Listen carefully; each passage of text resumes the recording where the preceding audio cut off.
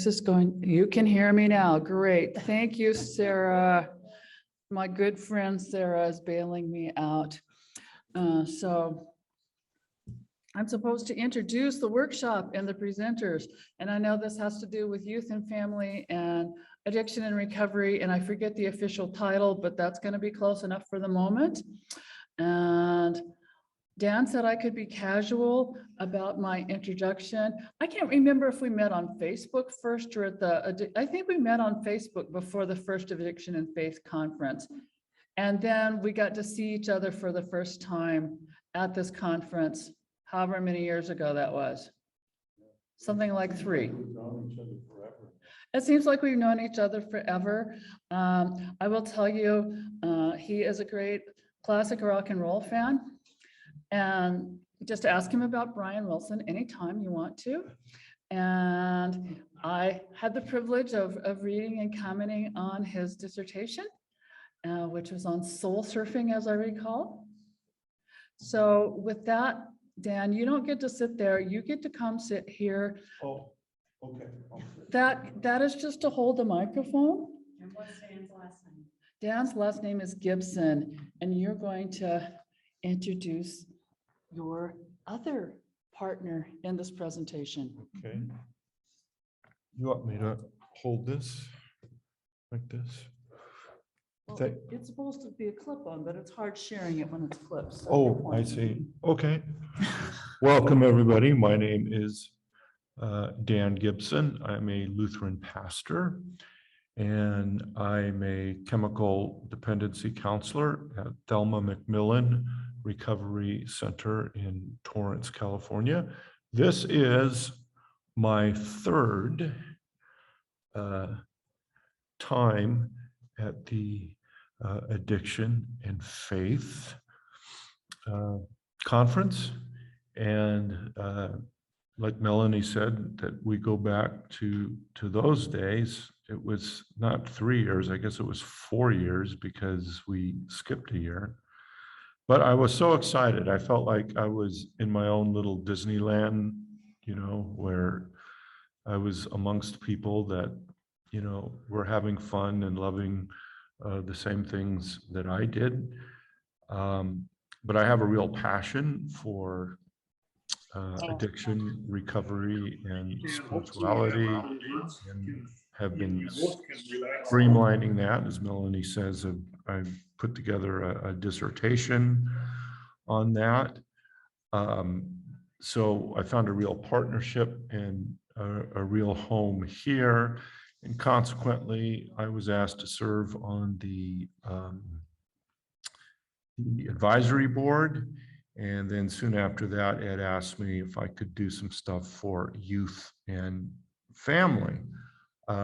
And one of the things that this workshop is a result of that.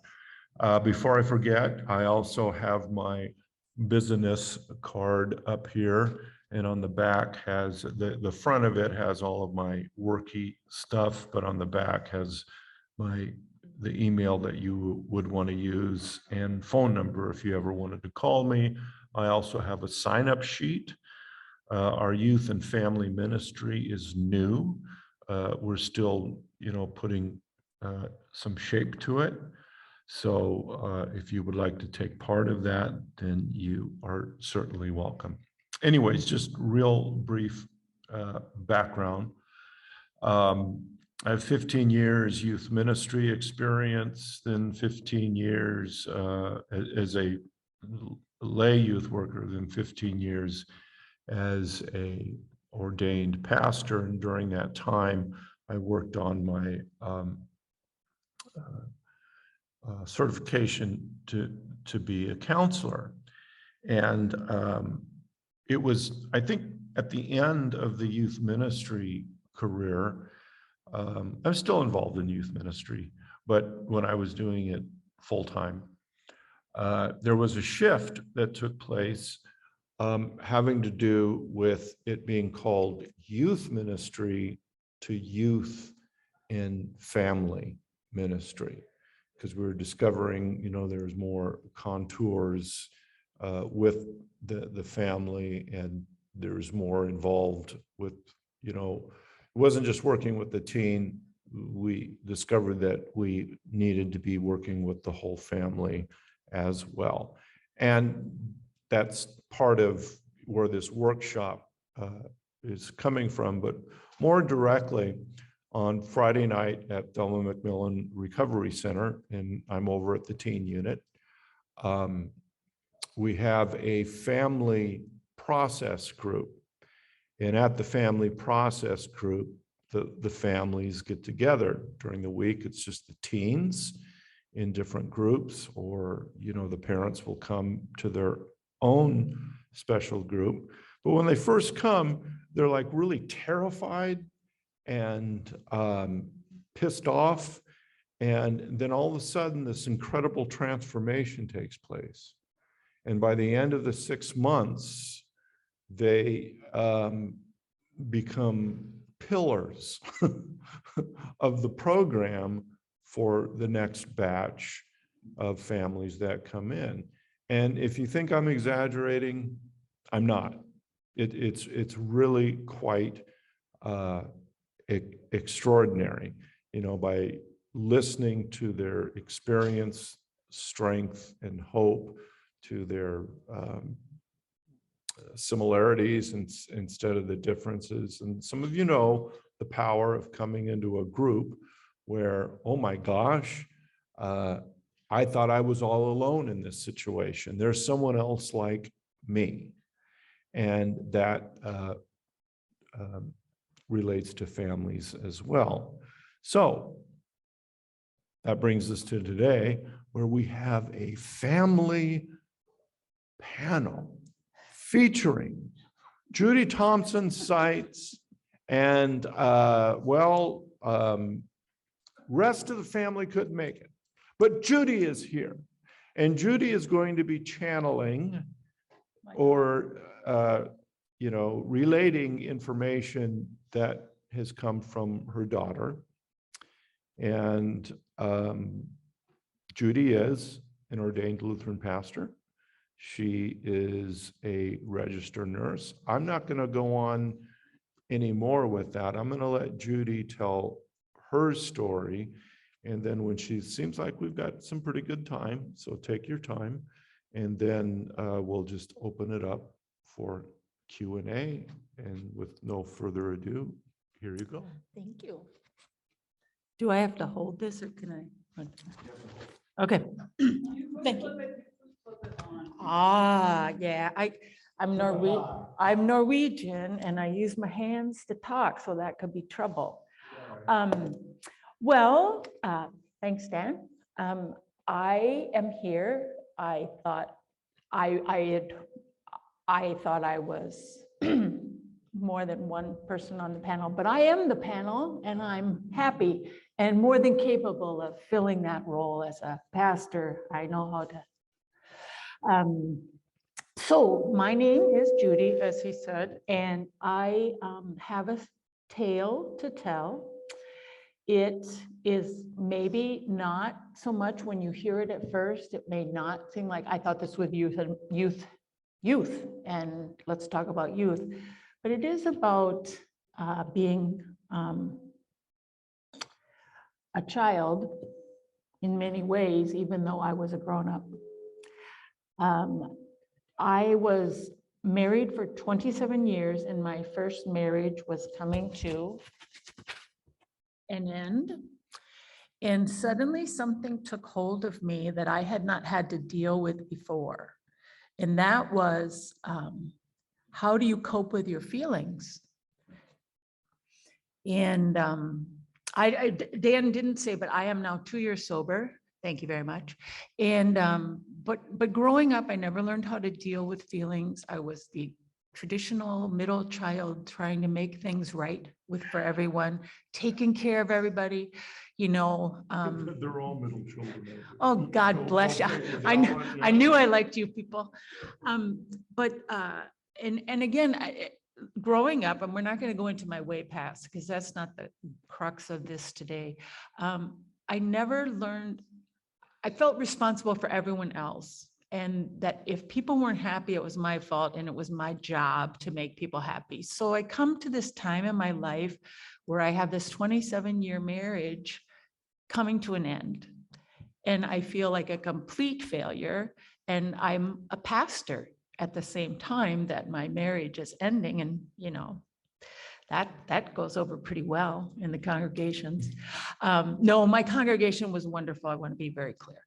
But it was a really sad time, and I started drinking a lot of wine, way too much wine. My oldest daughter had gone off to college, but my youngest daughter was only 16. And she was home with me. And the first thing I want to say about addiction is that we who are in addictive states are completely in denial. And I know I'm not telling you anything new, but what I'm going to share with you is something she helped me with when I was at treatment at Hazelden. And it shows how strong denial is. And also with the addiction thing, you know, I am a registered nurse, professional, pastor, professional. I drove many people to treatment. I counseled many people who were struggling with substance issues. I visited many of my youth who were in treatment centers. And I did that well, I think.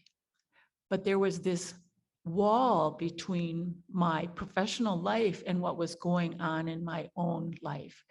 And it was such a good wall, such a helpful wall that I didn't even realize the damage I was doing to the family. Divorce is traumatic enough. I think we all know that. And it wasn't even a vicious, icky divorce. It was just not anyway, it doesn't matter about that either. But so one of my assignments, and I want to be able to read this, so that's why I'm going straight to this. In full disclosure, I had a little notebook with an outline and I set it down somewhere in this place and I have no idea where it is. So, okay. Yeah, it's about this, a little stenographer notebook. I had all my little bullets to talk, and then I have no idea where I set it down. I was looking at it anyway. So my daughter is 16 years old. Her mom is going crazy. And I do mean crazy. I don't mean that in a, pejorative way. I just mean divorce makes you crazy and alcohol makes you crazy. And I just started drinking way too much. And, but I didn't think I had a problem because one, I have good hygiene, right? Good hygiene. Yeah, no, never got arrested, never, I never got picked up for drunk driving ever. No, because I drank at home because I was responsible. I was a responsible alcoholic. And on down the checklist of all those stereotypes we have of addicts and alcoholics, you know them. I don't need to tell you, you're all professionals. But I didn't fit the mold. So of course I could not be an alcoholic. And my 16-year-old daughter was so much smarter than me. She left a book on my side table, and it was a book for recovery. And she had written all over it, "You have a disease. You need help. You won't get better. Quit work. Go to treatment." And I thought, what do children know?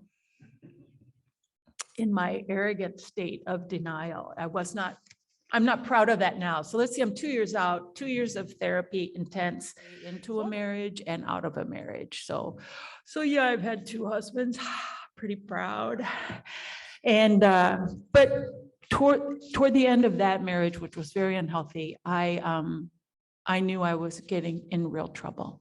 and I was drinking every night to oblivion, and I was lost, and the darkness descended. I had depression, very suicidal, just lost. And I realized I needed to call for help or I would die. And I don't mean that in any way to be histrionic or exaggerating. It is the absolute truth. I am a survivor of domestic assault. And after this individual was out of the house, it was like, I failed 2 marriages. I'm done. I still kept my call though. And I kept going every day and smiling, making sure everybody else was doing great.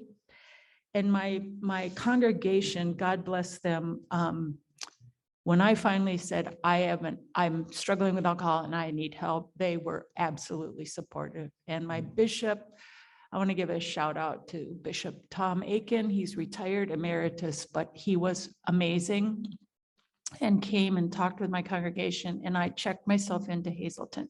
So that's where we are. And one of the assignments was to have a family member answer some questions about how your drinking affected them. And I should have known that I was in trouble when my oldest daughter refused to do it because she was afraid I'd get mad at her. And I'm like a really nice person. I don't know why she'd think that. So anyway, my youngest daughter, I told her on the phone, I need you to be as honest, brutally honest as you can be, because I cannot go back down this path ever again. So here I go, and forgive me if whatever. Okay, the first question was for my daughter, 16 years old. What was I like when I was drinking or using? In general, I would say you were super unstable. You could be having great fun and go from having fun to full out crying, angry, or depressed, extremely depressed in a matter of hours while drinking. When you were drinking, you did not listen to other people. You were self-centered. Moi, self-centered. Were unaware of the needs of those around you, and you consumed so destructively that it was extremely unpleasant to be around you when you drank. So there you go. That's the first question. Second question. In what ways did I betray your trust when I was drinking or using? When you were drinking while I was in high school, I felt completely abandoned. And we need to remember that the divorce was going on too. I'm not trying to make excuses. So she really did feel abandoned. I remember coming home a couple of times to find you passed out, and I was just a kid, and I had no idea how to deal with that. I had no one to help me deal with your alcoholism. And when I would approach you about it, you would blow up, deny you had a problem, and get angry at me. I don't even remember, this is heartbreaking, most of my senior year because I was in such a state of distress. Now remember, I'm doing great, right? I got my job, everything's going well, my kids are healthy and happy, I think. This continued into undergrad, where I never knew what to expect. One day you would be so kind and seem to be sober, the next you would be crying or yelling or drunk. I felt completely abandoned, and I felt that you had left me for alcohol and your alcoholic, now ex-husband. That's husband number 2. This has had a lasting effect on many of my relationships. I could not trust anything you said as truth because you lied about your behavior and stretched the truth about how much you drank. 3, gets better. 3, what promises did I break when I was drinking and using? I remember you promising to drink less, and you did stop drinking many times over the years, but then that never happened for long. I remember promises being broken in high school, and there would always be an excuse.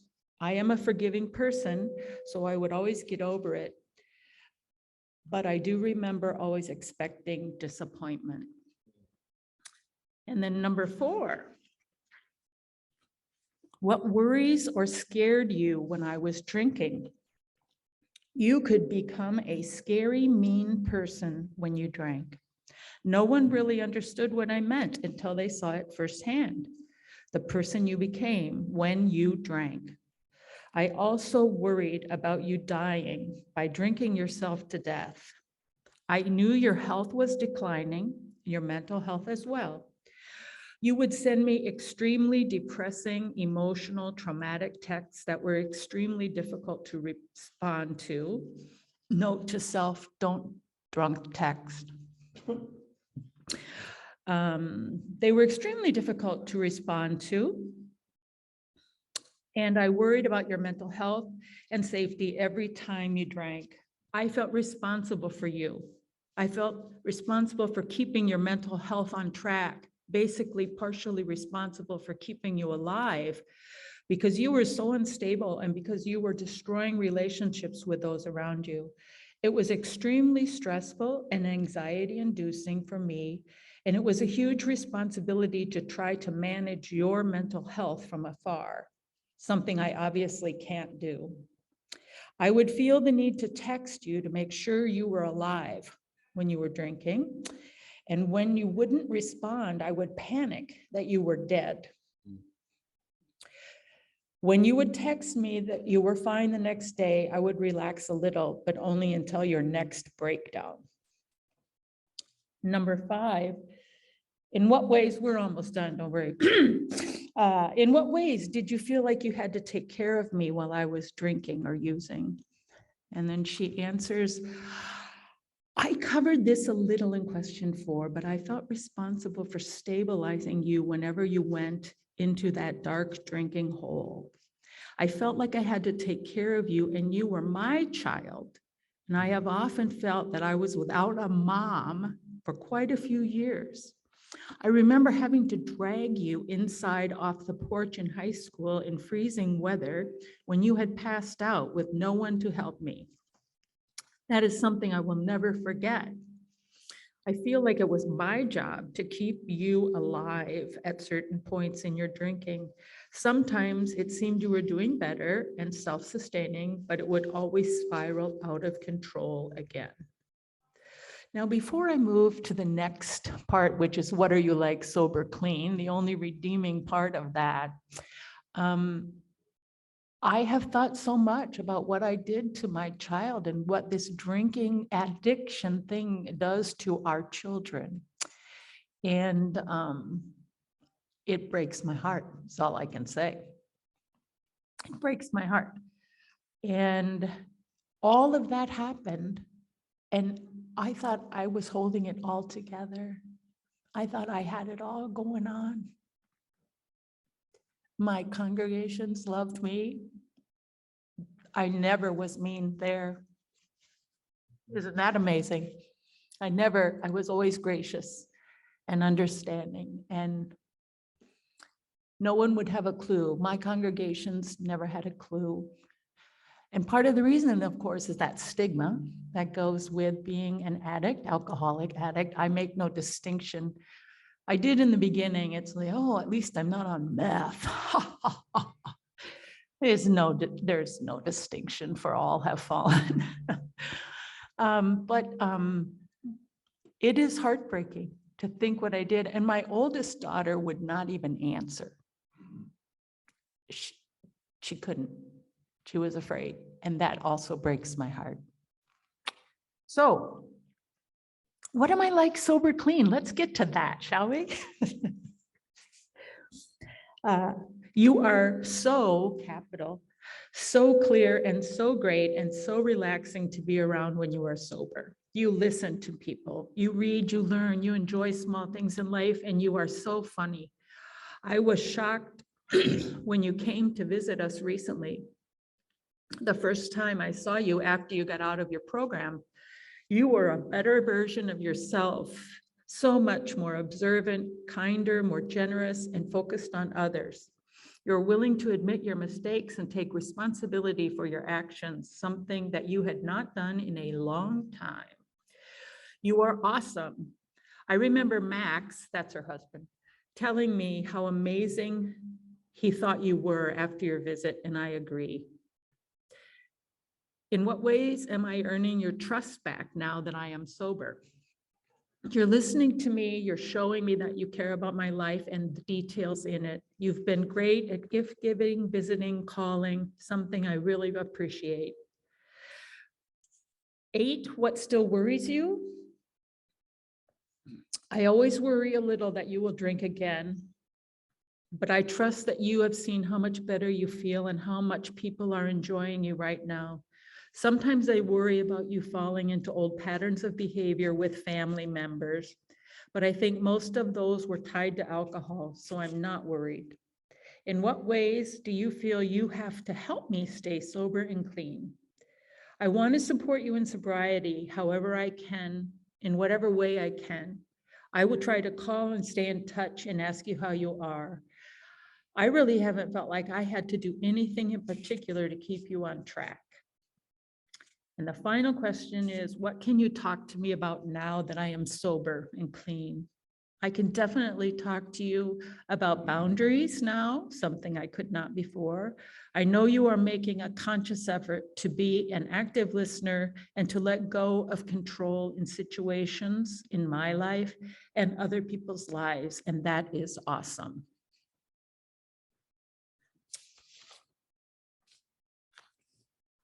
So, to recap, I was manipulative, self-centered, mean, depressed, self-loathing, self-hating, self-destructive, insecure, and highly codependent.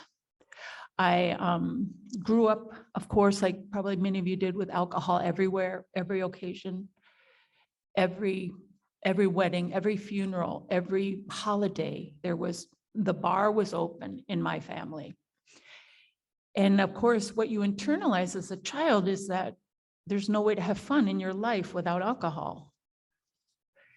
I mean, I couldn't imagine when I started this journey, when I went to Hazleton, it's like, no alcohol for the rest of my life? That, what? But you know, the truth is, alcohol stole my life. I think it played a big part in destroying my first marriage. I think it kept me in a second marriage that was incredibly dangerous and unhealthy for too long. And all the time I thought alcohol was the one constant that could help me. Talk about a bizarre worldview. And so now let's talk about youth for just a minute. I was a pediatric nurse for 17, 18 years, love kids. I served in small congregations, so I worked with the youth. I did Sunday school and confirmation. And what I think I want to say more than anything is we have to get the message to our kids before high school. We can't wait to high school to tell kids about drinking and drugs. And you probably already know this, but by high school, it's too late because they're already in that brain development stage of they only care what their peers are doing and what their peers think, and the peer pressure is so strong. Anyway, I'm trying to just set it down this one. Okay, so I think I'm just a couple more things. I'm going to give you the thing back. You, the professional. The professional is going to take it from here. But again, I think we have to help our kids see that drugs steal your life. They don't enhance it. And alcohol destroys your life. It doesn't enhance it. And I picked up one of these gone but never forgotten bracelets out there. Because my roommate from treatment ended her own life. My other friend from treatment ended her life. And another one just succumbed to alcoholism in 2 years. And so it is just a plague in our culture, and every commercial, always has asked to have alcohol or something in it. And it's just, we've got to change the milieu, the gestalt, as it were. But Dan said transformation, and I just want to say transformation is the exact same right word. When you finally wake up, I was talking to a friend of mine who's also a presenter here. It's like, I don't think anybody but recovering addicts understand resurrection more than the average bear, because you literally are dead and you literally are out of control in your life and gone.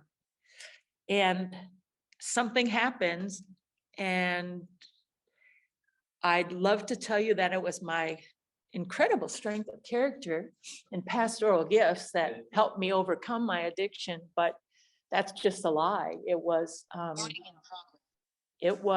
a miracle. And I really believe it's a miracle when people recover from it, because it's a beast, it's a demon. And I also hope that you don't give up on any kid or any adult who's struggling, because one of my best friends went to treatment 4 times. And it never worked. And now she's clean and sober for 2 years. And another friend went 5 times to treatment. And he's got 10 years. So we don't know, but I just invite us all to just be so aware. Oh, I know the one other thing I was gonna say, and then I'll, because this is Take your time. one thing I learned in treatment, and this doesn't have to do, well, it does have to do with family, but I was in a woman's, floor, and every single woman there had been wounded deeply by the church. And I think that says a word to us as clergy about what our attitudes might be coming out as. Some of the stories were really heartbreaking, and many of them could not believe that I was a pastor. It's like my mother, you're what? Because they had not encountered, and I know here they would encounter people who get it and get brokenness, and instead of judging, would extend a helping hand. So one of the things that I heard someone say in treatment and in AA is that in AA, the difference between AA and the church is that in AA, we don't shoot our wounded. And when I heard that as a clergy person, I was just so sad. Because for me, AA is kind of what the church ought to look like. Everyone's equal, everyone is there. There's no hierarchy, there's no judging, because everybody's been broken and everybody, yeah. And the last thing, religion and spirituality. Religion is, I think, man-made. It's a construct, we all know that. It's a construct, and oftentimes it is used to control people rather than free them. And religion is man-made, is man-given. Spirituality is source-driven. And the difference between those two, I think, at times is really life and death. The source is life and liberation and healing and hope, freedom, love and grace and forgiveness. And those things don't always show up sometimes in organized religion. And one of my counselors said, who was in recovery themselves, is religion is for people who are afraid of hell, and spirituality is for people who've already been there. I so disagree. I so totally disagree. Go ahead. And I'm in recovery. Yep. Yep. Yeah. But yeah, it just raises my cockles every time I do it. That's okay. It really does. That's okay, Yeah, because that's not my experience of religion. you are a blessed, Yeah. you are very lucky, because I I don't know, what are, That's can I not my ask experience of the denominations? Christ. It's just- Oh, no, absolutely. Yeah, But do you feel sometimes as if Christ has been lost in organized religion? oh, sure. Oh, that's what I'm kind of, Yeah, that's kind of what but yeah, no, I'm a Lutheran. but, I'm- yeah, yeah. Yeah. This is it. This is it. I'm not getting rid of, no. Yeah, yeah. But I think a lot of the church does not bear Christ. That's maybe more what I'm trying to say. So, but yeah, so I don't, yeah, I'm Yeah, a good Lutheran. I just want to accent too, and this is just, a lot of things about AA, it's still relatively young. I mean, AA came out in 1930, 35? Okay. And, whereas, so this stuff with the, recovery and the different things that we're discovering, a lot of it isn't scientifically proven. But what happens is we have people that come into the rooms for how many years, what's it been, 80 years, and they come into the rooms, and then you have groups of people that come out saying, we have found this to be true. We have found that to be true. We have found, and, I stopped drinking when I was 20, and then I picked it up when I was 40, or they know somebody who has, and it wasn't like they stopped and picked up where they left off. They pick up, after they pick up, it's like they've always been drinking. And people are saying, what the hell with that? But it's true. It's true. And we know enough people that can come out and say that. So to your point, okay, and it's not a right or wrong thing. Right, So, We're, if we talk for a couple of minutes, we'll be on the same. yeah, because I resonate with,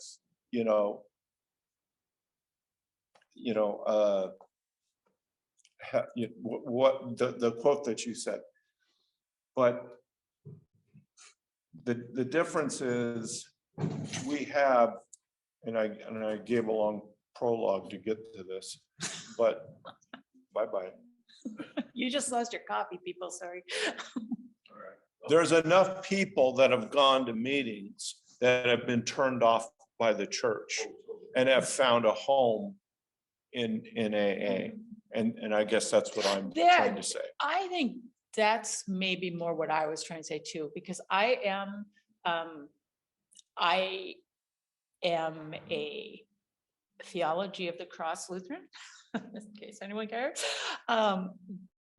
But a lot of times it's like that's been forgotten or neglected in religion. Like when I went to AA, guy I didn't even know gave me a big hug and he said, hi, we're gonna love you till you can love yourself. First thing I heard.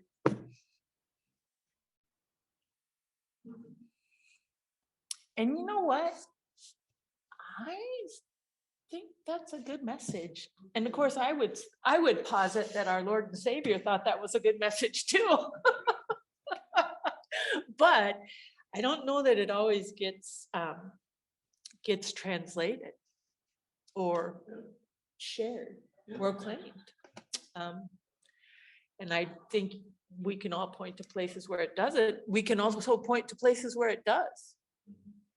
As I said, my bishop was an absolute theologian of the cross and was absolutely wonderful. Yeah.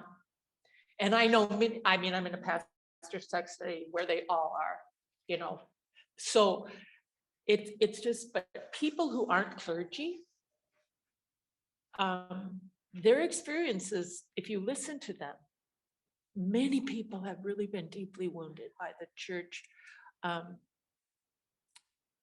My friend who was talking, she was talking to some kids and they were hungry. She gave them some food and then someone came in and said, oh, those kids, their dad's a drunk. They'll end up drunks. That was their response to these kids. That's what and that was a church lady that was making that statement. And we all make let us not cast stones, because we all make those sort of sweeping, stereotypical statements. But yeah, I think I'm so happy that this Faith and Addiction Conference is happening, because I had no idea. My friend who's doing the presentation was one of my interns way back in the day, years ago. And she was the one that told me about this. And I just think it's fabulous, because I think pastors really need to learn all they can, and listen to people like this who have done it for their calling. It's a battle. And you see it with youth, but you know. Let's see, should we kick that lady out of the church? Heavens, no. Heavens, no. You know Should we- what? Should we kick an alcoholic out of AA because he's drunk for the 50th Heavens. time? Heavens, no. That's right. So, I am with you. You know, we don't obviously. Mhm, mhm. Okay. Well, no, and actually, I mean, I hate to even say it, but we don't get to kick anybody out of the church. Sorry. And yet, how many churches think that's their job? I mean, yes, sir. Isn't it true that in the Christian church, we have a tremendous power to be able to do good? Yes, and we have. However, don't we also have the same potential to do evil? It's kind of like dynamite. It can really help you blow some stumps out, fingers, rocks in the road, but it can also blow your dang head off. Amen. Can I ask a question? Yeah, any. We have a situation in our church where I have a 200 member church and we have 18 youth in our youth group. 18 youth in our youth group. And there's one of the youth whose parents I know are alcoholics. The other youth don't know that. I know it because the grandparents have come to me and said, basically, this child is the only adult in her family. Well, now she's gotten into high school, and so the kids in the youth group are hearing evidently from her on Facebook or Instagram or one of those that I don't do any of, that she's claiming to drink and use drugs. And so they are among themselves saying, well, that's bad. That's not what we believe in the church. We don't want to hang around with her. She's doing all the wrong things. And the youth leaders and our minister, well, she's not a minister, our youth director, our Christian education director, as adults can see that these kids are just like, they don't know anything because they're kids. And they all know that I'm a recovering alcoholic, the adults. And there's a part of me that wants to go to these youth and say, well, do y'all know any alcoholics? What do you think an alcoholic looks like? And ultimately self-disclose, but I don't know how that would be. A lot of adults in the church know that I'm an alcoholic, but the kids are being so judgmental and not really realizing it. And the thing is that she's just completely quit coming to church, but she's there every year, every week at youth group. The leaders say that ultimately it's all about Abby, even though Abby's not there. And there's something in me that wants to help these kids understand that they need to have compassion and sympathy. And, y'all know that Abby's parents just went through a divorce and blah, blah. But I mean, I can't tell them all that because it's told them in confidentiality. But then again, I don't know. So that's one of the reasons why I came here, because I don't do youth ministry at all. You can tell why.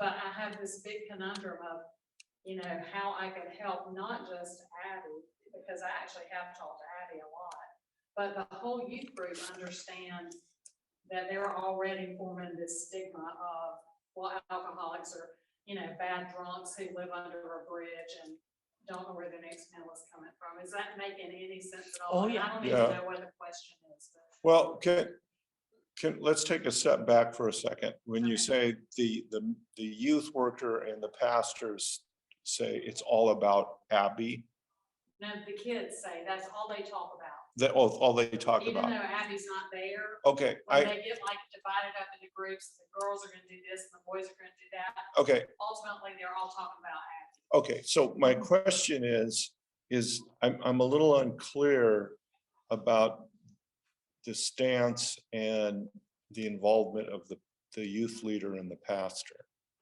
With which part? All the youth are Abby. with Abby and the youth and the whole situation. Well, Abby's kind of disappeared and they reached out to her, we miss you, we hope you'll come back, that kind of stuff. If you want to talk to me, I'm available. But Abby's kind of ghosted everybody in the youth group. Yeah. I guess what I'm talking about has more to do with protocol. Okay, Okay, so, because I like the idea, well, I think that first there should be a conversation with the pastor and then the pastor with the youth leader to discuss the situation and also as an opportunity to maybe share with them about addiction, drugs, alcohol. A lot of the teens that I work with are not, I don't know if they're addicts or not, but you've already told us that there was a divorce recently, you know, so that's huge. So I guess that would be step one. And then if, you know, if after that, if you in concord with the pastors wanted to have a conversation and self-disclose with the blessing of your church leaders. but I am the pastor. Oh, you are the I'm the pastor. pastor, the only pastor in the whole story. Okay. Okay, I'm sorry, did that go over your head? No, Maybe no, I didn't say that. No, I thought I just looked like a pastor. Yeah, No, you do. no, it wasn't, I assumed you were the pastor. You know, no, the way that you were speaking though, I I'm was sorry. kidding. That's okay. And I did talk to the youth leaders and they know, the youth leaders, which are a couple, and then our director of Christian education, all know I'm in recovery. And they said, you know, and the youth leaders are a young couple, and they said, I mean, we love Abby and we want to be there for her, but when she's here, all she does is cause drama. And I said, well, that's part of the characteristic of a child of an adult child of an alcoholic, is that they're so used to living in chaos. Then when there's no chaos, they tend to stir it up even if they don't realize it. And they went, oh, that's really helpful. So maybe starting on that level of talking to these three adults more than I have is a good place to start, because I'm also a fixer. yeah, And so I just want to go in and fix the youth group. So it'll be a great youth group, you know, and then I know that everything in me is saying, no, you can't do that. So that's one of the reasons I came to this workshop. Well, if So y'all can fix my youth group. Oh. well, if you've never told the youth themselves. that you're No. in trouble, No. what would happen if you did? Well, that was my question. What if I went to the youth and we had a discussion and I said, well, what do y'all think of alcohol? Do you know any alcoholics? Well, guess what? You I think do. that'd be She so stands in the powerful. front every Sunday. I don't You know. know, What do you I'm not think? sure I would be that Don't smart you ass think, about it. yeah, don't you think that would open the discussion of, you know, maybe that would eventually get around to, or think there are any other folks in the congregation who are struggling? So what do y'all think about that? Well, Well, That's kind of what I'm asking. I'd love to see it. This is just an idea. I'd love to see it like you say, I have this friend, you know, you guys don't understand some about alcoholism.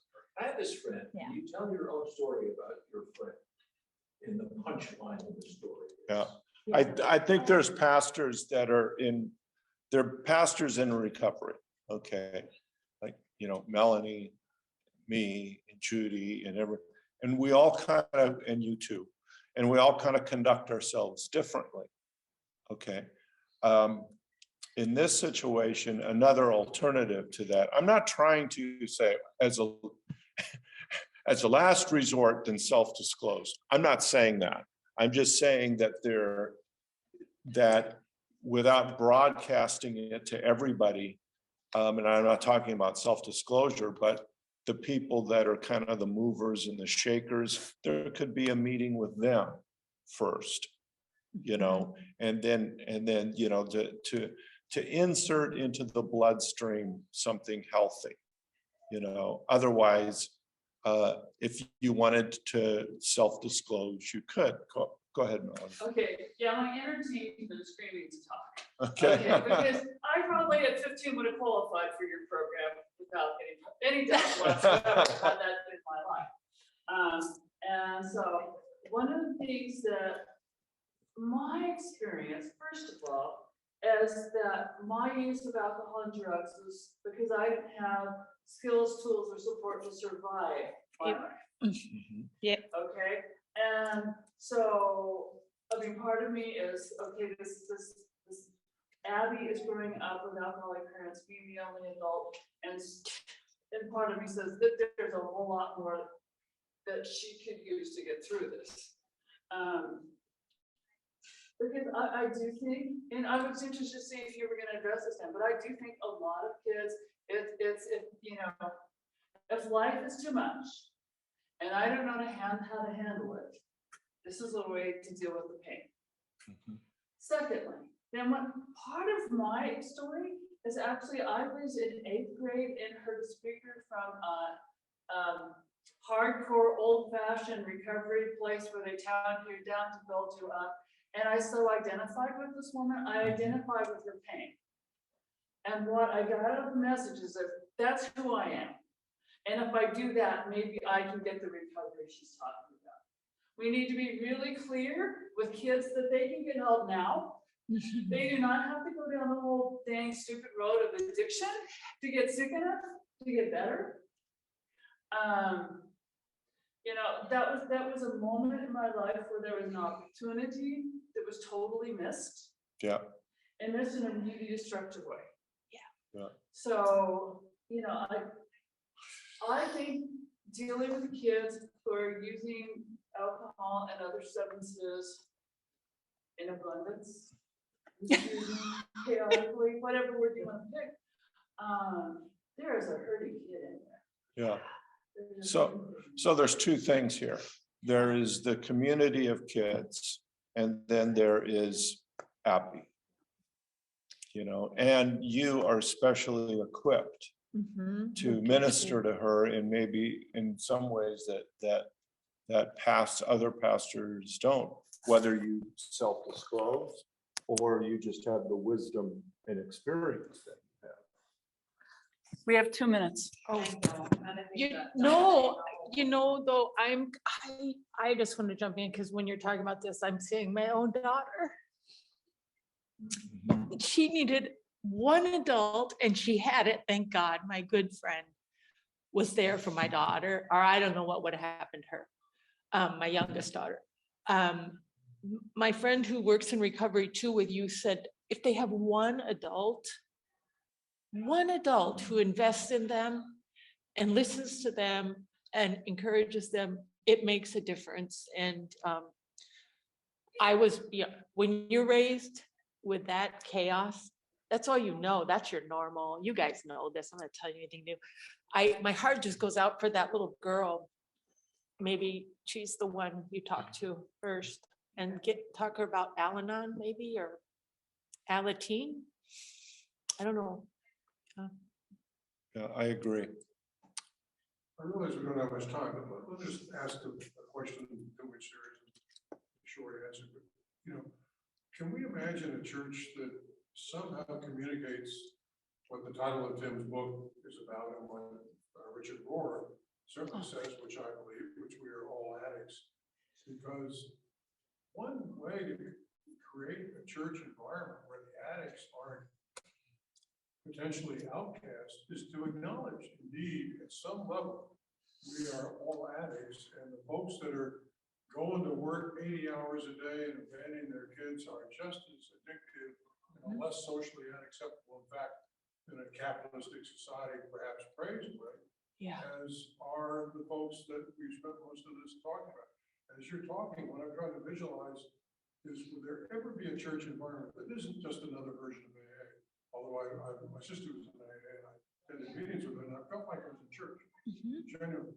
We're creating a church that genuinely enables us to all understand our Right. Keeps those who are addicted, as we're talking about, less isolated. Yeah, I It's a would real say, leap, but I'm not sure you're gonna have, right, I would say one short answer is what this conference is all about. yeah. It has to do with empowering and education, educating pastors to go back and be aware of this stuff. And there's all kinds of ways, and I know the pastors that are in recovery know this, that you incorporate it into your messages, you incorporate it into your teaching, you incorporate it into all kinds of subtle and blatant ways. That's why I've had the teen or the adult or the friend come to me and say, Pastor Dan, I'd like to talk to you about this, because they know that I'm aware of it and know that I would be open to Jonathan that. Edwards did that when he said we're all sinners, but of course, you know. That's a- yeah. Absolutely not. And I'm wrong, we have 15 more minutes. Oh, sweet, because I got something to say. Oh, good. Sweet. All right. No, I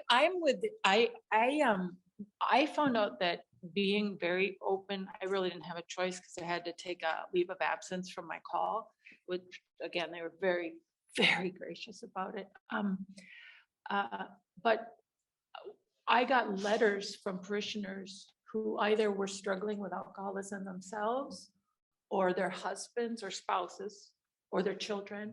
I couldn't believe it. It was like a floodgate opened and an opportunity opened up to do ministry in a different way, other than just kind of saying, it's like, now we whoever's in recovery can say, I know, I couldn't even, remember when you couldn't imagine 24 hours? You guys remember that?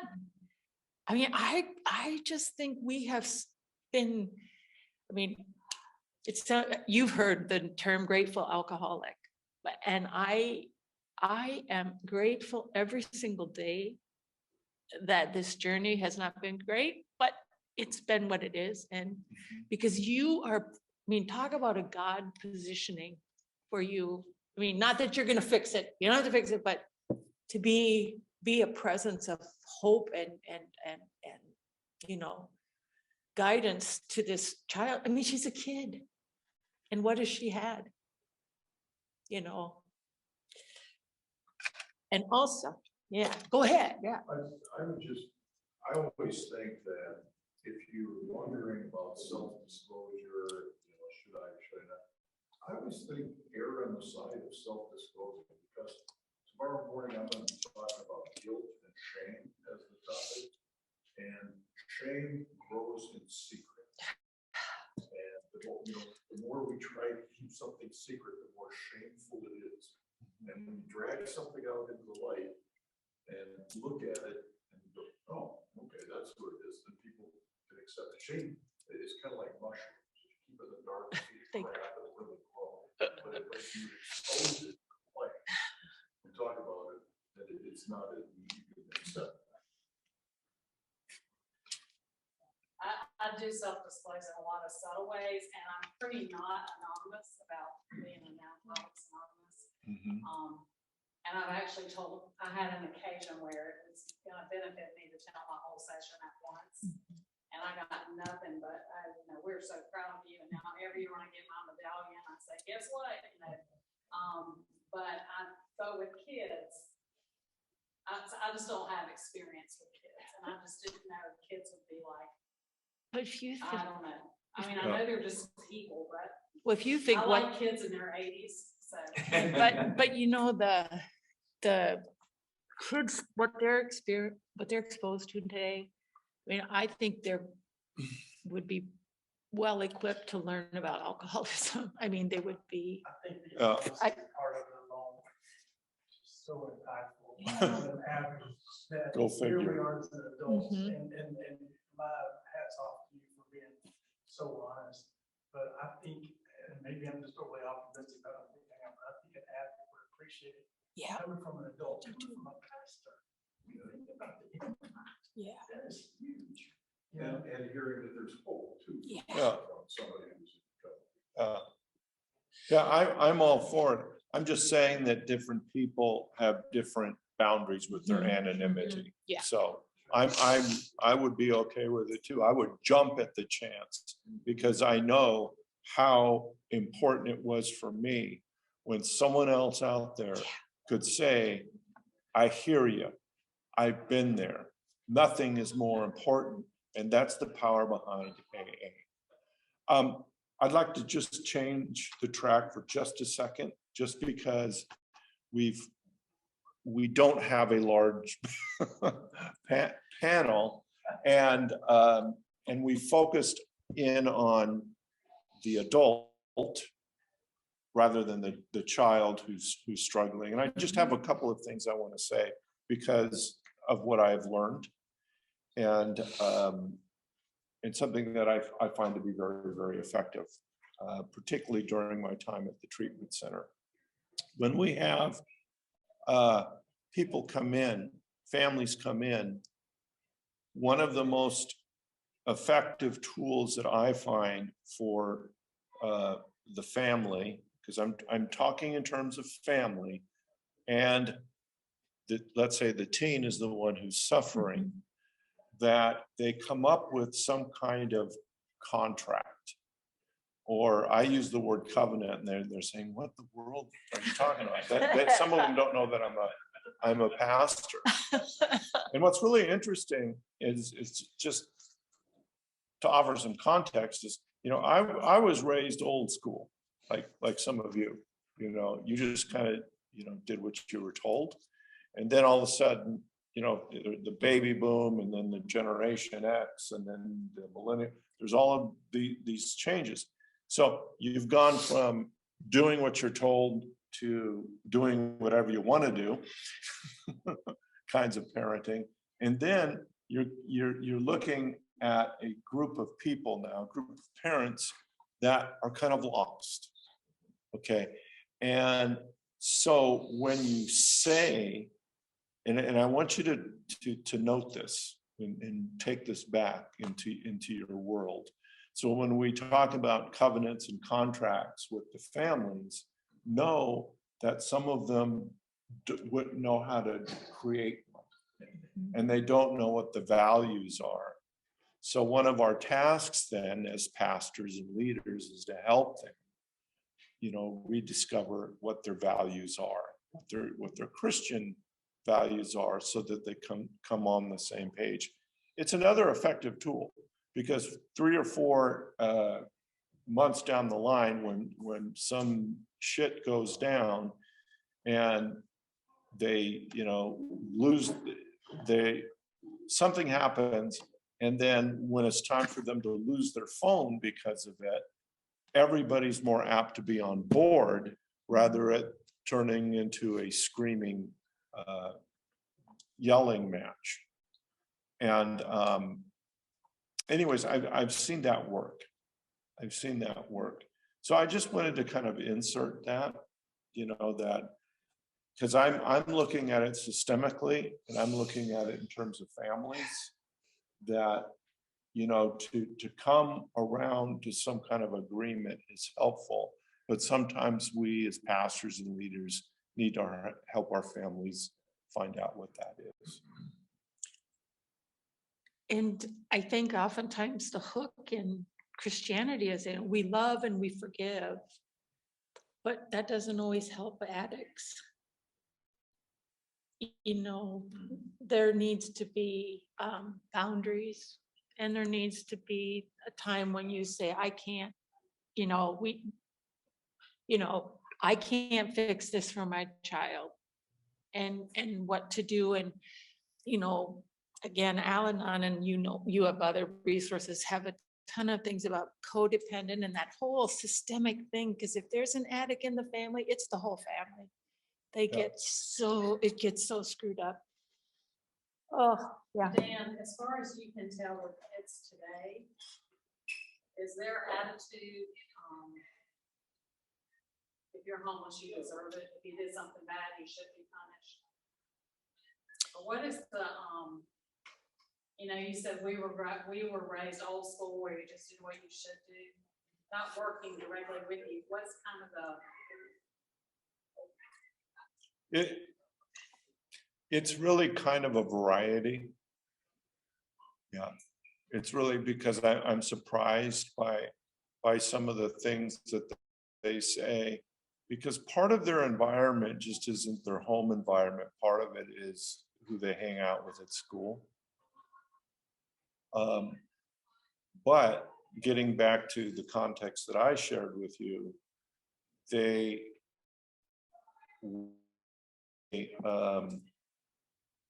because there's such a morass of nothingness or no boundaries or anything like that, it's difficult for them to,